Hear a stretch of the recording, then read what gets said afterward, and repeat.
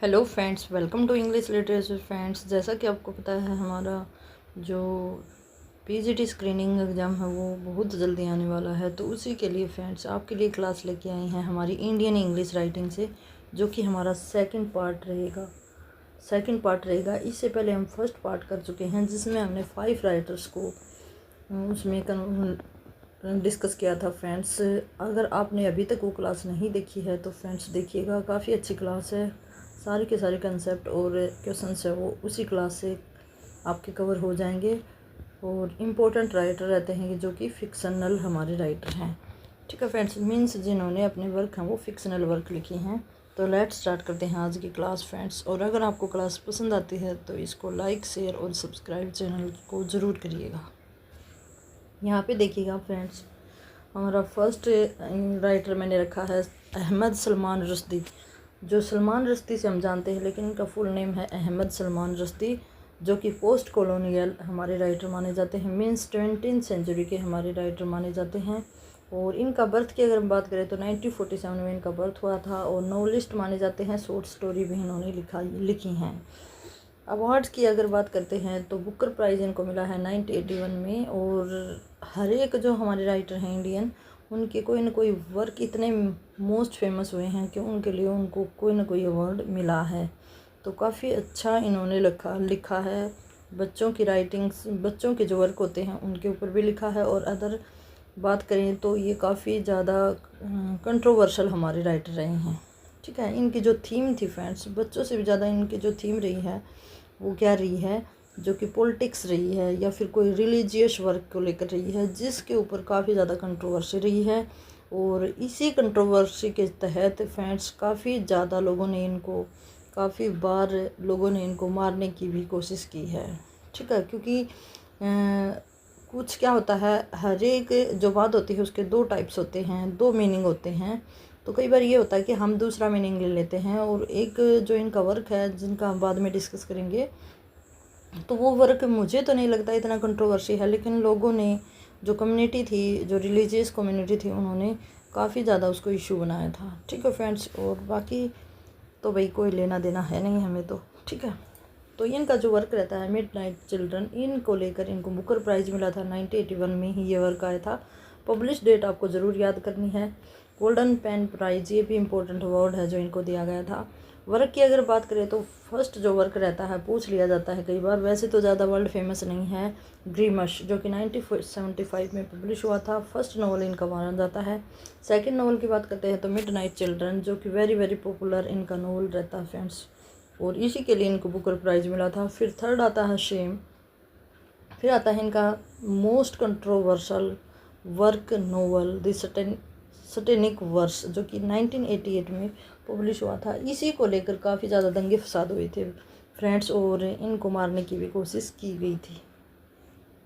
आगे चलते हैं, जोसेफ एंटोन ए मेमोयर। ये इनका मेमोयर है। मेमोयर एक मेमोरी की तरह होता है, जिसमें हम खुद के एक्सपीरियंस, हमारी बातें हैं वो लर्न करते हैं, याद करते हैं। Luka and the Fire of the Life 2010 में पब्लिश हुआ था। तो ये कुछ इनके इम्पोर्टेंट वर्क हैं फ्रेंड्स। अब डिस्कस कर लेते हैं जो वाइडली इनके जो अच्छे वर्ल्ड फेमस वर्क हैं उनको। मिडनाइट चिल्ड्रन है फ्रेंड्स, काफ़ी इंपॉर्टेंट वर्क है, जिसमें जो मेन करेक्टर होता है वो सलीम की स्पेलिंग फ्रेंड्स यहाँ पे ऐसे दी हुई है। ठीक है, वैसे तो नेम में मिस्टेक नहीं होती, लेकिन जो हमारे जो टेस्ट है उसमें सलीम की यही स्पेलिंग दी गई है। तो सलीम सनाई है वो इसके क्या रहे हैं, मेन प्रोटैगनिस्ट रहे हैं। बोर्न 15 अगस्त 1947 में इनका जन्म हुआ था। और कब हुआ था, 12 o'clock पे, मीन्स इन द मॉर्निंग, 12 से, यहाँ पे जो हमारे राइटर उन्होंने डिस्कस किया है 12 से 1 बजे के बीच जो बच्चे जन्मे थे उनके बारे में। ठीक है फ्रेंड्स, कहता है कि उनके पास, जो हमारे ये राइटर हैं, इन्होंने सुपर नेचुरल एलिमेंट्स का काफ़ी ज़्यादा यूज किया है और मैजिकल रियलिज्म के लिए जाने जाते हैं। और इनकी थीम भी यही है। पार्टीशन लिटरेचर लिखा है इन्होंने, और साथ ही साथ पार्टीशन लिटरेचर में हमारे जो D++ भी है, वहाँ भी इनका वहाँ भी इनका नाम मेंशन किया गया है फ्रेंड्स। ठीक है, तो मैजिकल रियलिज्म और पार्टीशन वर्क के लिए जाने जाते हैं। तो इन्होंने क्या कहा फ्रेंड्स, कि जो बच्चे 12 से 1 बजे के बीच में जन्मे हैं, उनके पास कुछ अद्भुत मैजिकल पावर होती है कि वो अलग, जो दूसरे बच्चे हैं उनसे अलग होंगे, दूसरे लोग हैं उनसे अलग होंगे। तो राइटर यहाँ पे क्या डिस्क्राइब करता है, दो अलग अलग यहाँ पे जो इंसिडेंट है वो भी मेंशन करता है। फर्स्ट है, the writer also describes Indira Gandhi proclaimed emergency, जो 1975 से 1977 तक जो एमरजेंसी लगाई थी इंदिरा गांधी ने, उस टाइम पे भी उस टाइम का भी यहाँ पे जिक्र किया है। And her Sanjay's cleansing of the Jama Masjid slum. ठीक है फ्रेंड्स, ये जो संजय गांधी था, उन्होंने जो मस्जिद के पास जो स्लम थी ना भाई, उसको भी हटाया था, उसको क्लीन करने का भी काम किया था, हटाने का भी काम किया था। तो ये दो मुद्दे यहाँ पे उठाए हैं। और क्या करता है जो हमारा राइटर की जो इमरजेंसी लगी थी, उसके बाद जितने भी हमारे 12 से 1 के बीच में जो बच्चे जन्मे थे, उनकी जो पावर है जो मैजिक रिलीजम की, वो ख़त्म हो गई। ठीक है, तो मेन थीम मैंने आपको बता दी है। वर्क है वो यही पूछे जाएंगे कि भाई ये कैसा वर्क है, तो ये हमारा मैजिक रिलीजम का वर्क है। पार्टीशन से भी रिलेट करता है, इसमें 2 बड़े बड़े टॉपिक्स या इंसिडेंट का भी डिस्कस किया गया था। अब चलते हैं अदर इम्पोर्टेंट वर्क के ऊपर, जो कि मोस्ट इम्पोर्टेंट वर्क रहता है। काफ़ी ज़्यादा कंट्रोवर्सी हुई है फ्रेंड्स इसके ऊपर, दी सैटेनिक वर्सेज। तो बात करें तो ये पब्लिश हुआ था 1988 में, नोवेल है, इसमें सब प्लॉट भी है भाई। सब प्लॉट क्या होता है, प्लॉट के अंदर plot. Most controversial work influence by prophet Mohammad.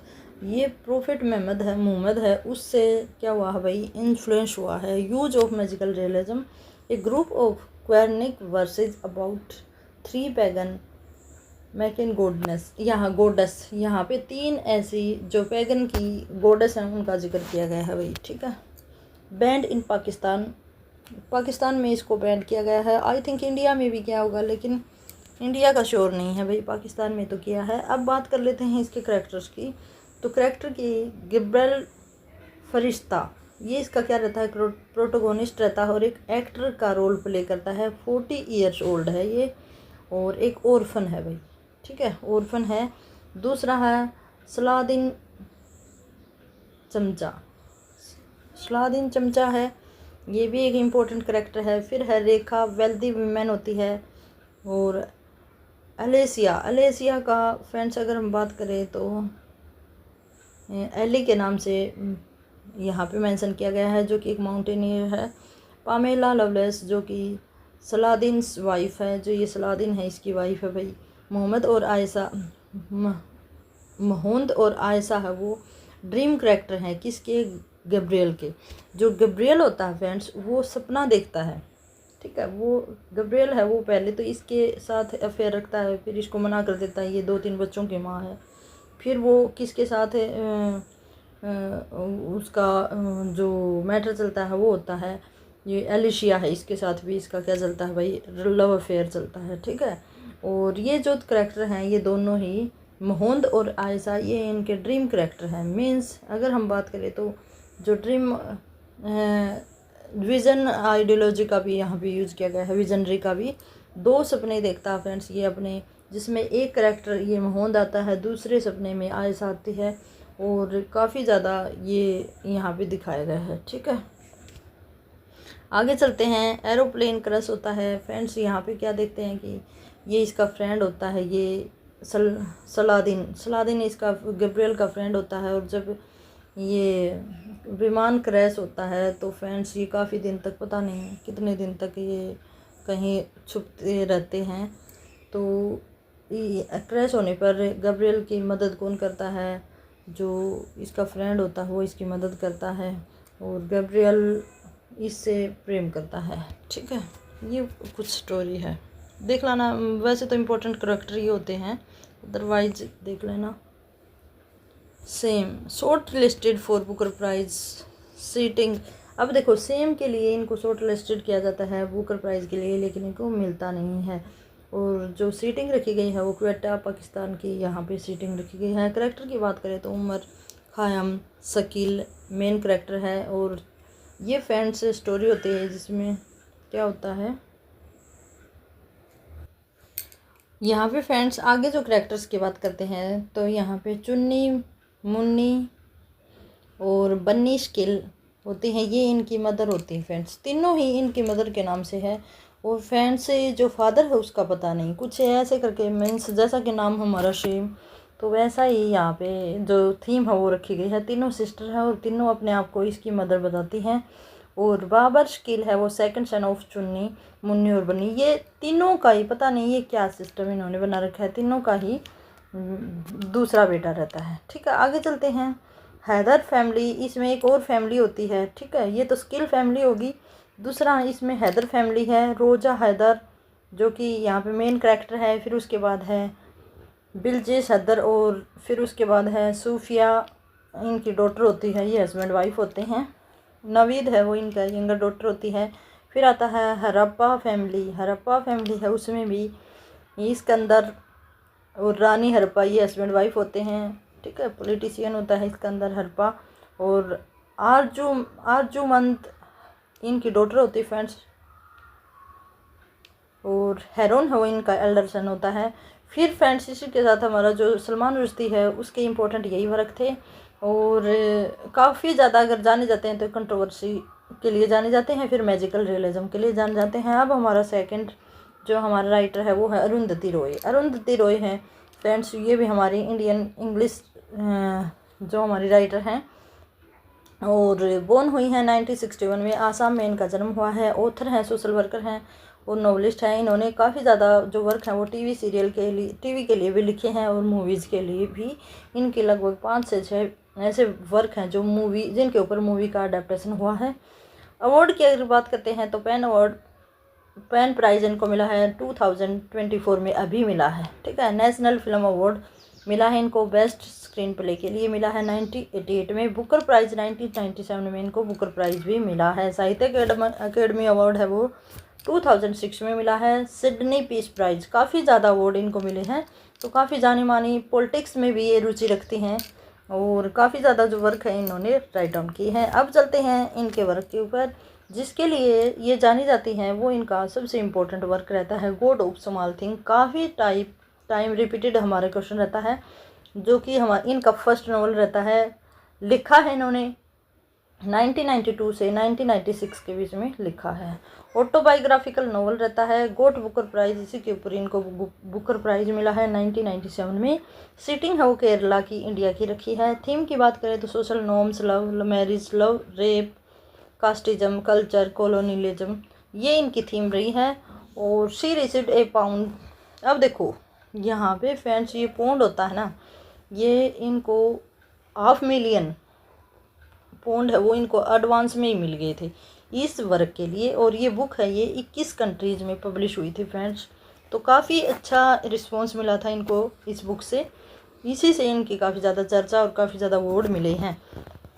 इसमें अगर मेजर कैरेक्टर की बात करें तो फ्रेंड्स इसमें ट्विंस हैं जो कि एस्था और राहेल। एस्था है वो फीमेल है और एस्था है वो मेल है और राहेल है वो फीमेल है। दोनों ही प्रोटोगनिस्ट है और यंग ट्विंस हैं। इनकी मदर है वो अम्मू है, मदर ऑफ ट्विंस। वेलुथा है वो कारपेंटर है एक, और चक्को है वो एस्था और राहेल का मैटरनल अंकल है।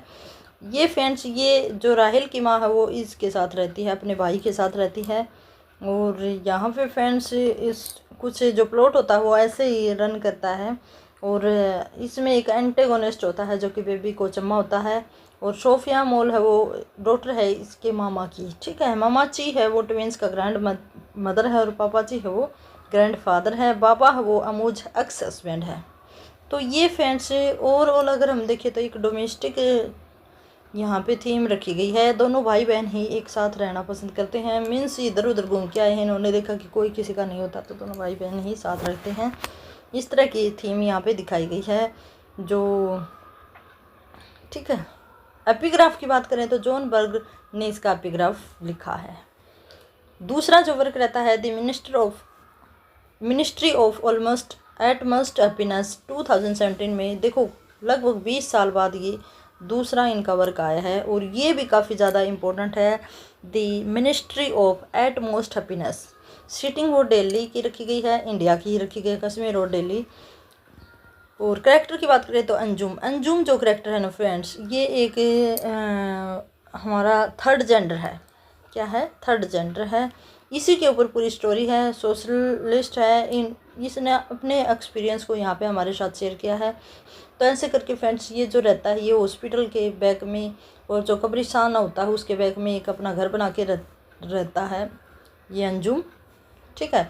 और यहाँ पे ये घर क्यों बनाता है कि मेरे जैसे जिनको समाज में कहीं भी जगह नहीं होती वो यहाँ पे आके रह सकता है। तो इसमें भी दो प्लॉट को दिखाया गया है। तो यहाँ पे मुलाकात अली होता है, वो डॉक्टर और हकीम होता है, वैद होता है, वैद टाइप होता है फ्रेंड्स। और जैनाब 3 ईयर्स ओल्ड गर्ल होती है जिसको अंजुम पालती है। और सद्दाम हुसैन है वो दयाचंद जैनाब से हस्बैंड, ये जैनाब का क्या है हस्बैंड है, ठीक है। और अंजुम की मदर होती है ना फ्रेंड्स, वो इसका ट्रांसजेंडर भी करवा देती है, ट्रांसजेंड करवा देती है। और लेकिन बाद में ये अपनी लाइफ तो जीता है खूब अच्छे से, लेकिन यहाँ पे एक ओल्ड वुमेन के रूप में रहता है बाद में, ठीक है। और अपनी स्टोरी बताता है, कोई यहाँ पे आता है और उसको आश्रय देता है, उसको अपनी स्टोरी बताता है, ठीक है।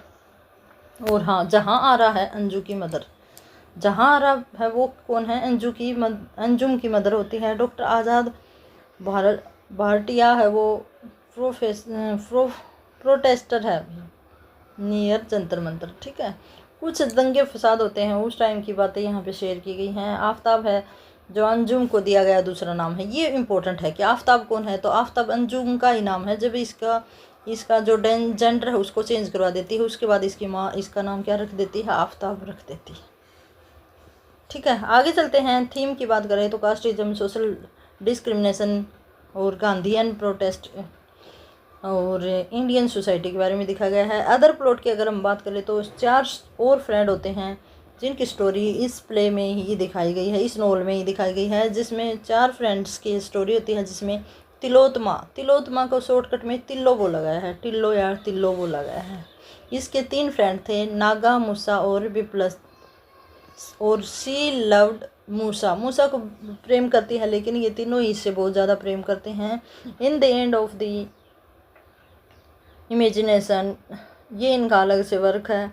फिर आगे बात करें तो दी हार्म, इसके किसके बारे में है, in the end of the imagination, ये वर्क है, ये किसके बारे में है, the harmful consequences of nuclear weapon on human being and psychology, इसके बारे में ये वर्क है फ्रेंड्स, ठीक है। तो ये आपको पता होना चाहिए।